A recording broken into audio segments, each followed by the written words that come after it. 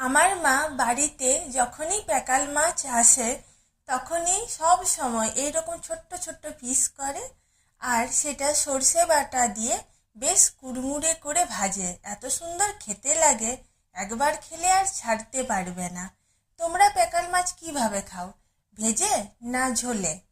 তো আজকের মেনুতে ছিল কুড়মুড়ে প্যাকাল মাছ ভাজা, সাথে ক্যাপসিকাম টমেটো পেঁয়াজ দিয়ে পনিরের ঝোল, আর তার সাথে লাউ ডাঁটা লাউ শাক দিয়ে আলু পোস্ত, আর কুমড়ো ভাজা, টক দই, সাথে গোপালের বোঁদে প্রসাদ আর পেয়ারা প্রসাদ। তার সাথে ছিল গরম গরম ভাত। মা আজকে সকালেই ভাতটা করছে, বেরোনোর আছে বলে। অন্যদিন দুপুরে খাবার সময় গরম গরম ভাত করে। গরম ভাত দিয়ে যে কোনো তরকারি খেতে বেশ ভালো লাগে। কেমন লাগলো আজকে দুপুরের মেনু অবশ্যই তোমরা কমেন্টে জানিও। সবাই ভালো থেকো।